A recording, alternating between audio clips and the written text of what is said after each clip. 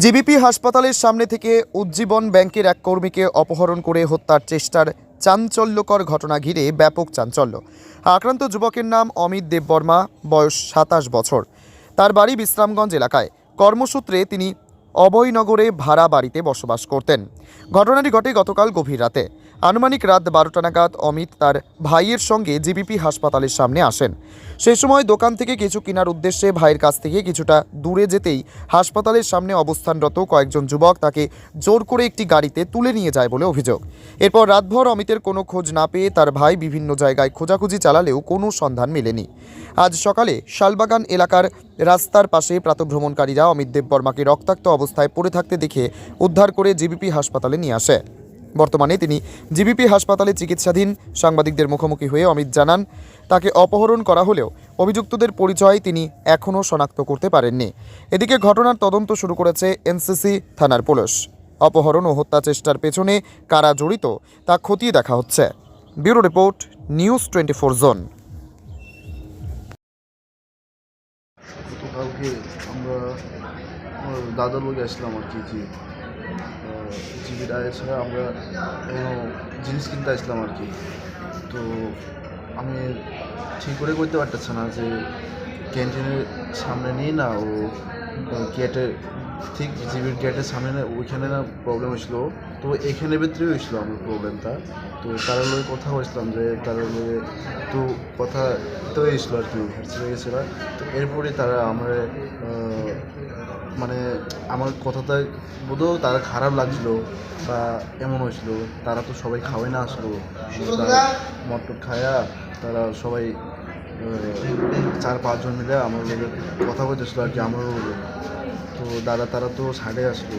তো আমি এ সময় এসেছিলাম এমন। তুমি কি একা আসলে তখন? আমার দাদা আসলো। তো দাদা তো গাড়িতে আসলো। তো আমি যে সময় জিনিসটা নিতে গেছি তখনই গিয়ে এমন প্রবলেম তো হয়েছিল। এটা কি জিবি বাজারে? জিবি বাজারে বাজার তো হয় না, বাট গেটের সামনে না, ক্যান্টিনের সামনে। এটা আমার একটু কনফিউশন হতো, আমার কোনো সেন্স আসলো না। তারা যেভাবে আমার গাড়ির ভিতরে ঢুকে আসলে মানে এমনভাবে আর ছুটেই দিচ্ছে না তারা গাড়ির ভেতরে। আর গাড়িটা লক করে মানে আমার এমনভাবে নিচে গাড়ির নিচে শোয়ায় আমার এমনভাবে তারা চাপ দিচ্ছিল আমার। আমি কোনো বুঝতে পারছি। কতজন আসলো তারা? তারা 5-6 জন হইব বলতো। তারা কি আগের থেকে এখানে আসলো বা স্থানীয় ছেলেগুলি নাকি? তারা আমি দেখছি না কোনো দিন। তারা দেখছি আমি গতকালই ফার্স্ট। আমি তো অনেক সময় জিবির মধ্যে অনেক সময় টিফিন করতে আইয়ে, ডিউটি ছাড়া টিফিন করতে আয় আর কি। তো অনেক সময় আয়ে, বাট তারা দেখে না টিফিন করে জায়গা। কি দিয়ে মারধর করা হয়েছে? তারা আমার মানে গাড়ির ভিতরে দিচ্ছিল, দোয়া সারা পুরী দিক দিয়ে নিয়ে গেছিলো। আমি রাস্তাগুলো খাওয়ার পাই না, আমার নিচের মধ্যে মানে এমনভাবে পাড়া দিয়ে রাখছিল তারা। আমি একটু রডটা চাইলে মানে এমনভাবে চাপ দিয়ে রাখে, আমি কোনো মানে পুরো বেহুশি আমি সেন্স না। আমি পুরো লাস্টে গিয়ে নর্মালি আমি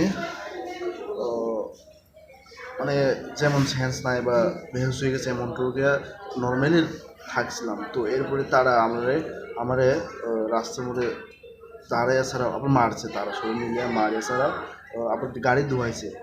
ধোয়াইয়া পরে আমার দুনিয়ার মুখের ভিতরে রক্ত আসলো, হাতের মধ্যে রক্ত আছে এখনও। তো তখনই গিয়ে আমি তার গাড়ির ভিতরে ডুবে গেছি।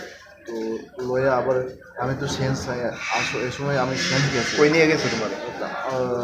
এই থানা কই শালবাগান। এখানে কি তোমার মানে গাড়ি থেকে পালাই দিছে? গাড়ি থেকে তারা মানে এটা রুটের ঠিক লগে না, রুটের ঠিক জঙ্গলের ভিতরে আমি দিয়ে রাখছিল। তো আমি সকালে সেখানে যেহেতু আইসি তখনই গিয়ে আমি বুঝেছি এটি রুটের কাছেই আছে। তো আমি গাড়ির দিকে মেন রোড দিকে আগানোর পরে আমি অনেকক্ষণ ধরে মানে গাড়ির মধ্যে লিফট আসলাম, বাট কেউ হেল্প করছে না। তখন আমি মুভ করছি, সামনের দিকে আগাইছি। এরপরে একটু বিএসএফ ক্যাম্প পাইছি। বিএসএফ ক্যাম্পের মধ্যে এখন আমার দাদার রিলেটিভ মানে বন্ধু আর কি, তাদের লোকের দেখা হয়েছে। এরপরে আমার ফ্যামিলির লোক আমি যোগাযোগ করতে পেরেছি। তো তখনই গিয়ে তারা আমার হেল্প করছে। হাসপাতালে কে আনছে?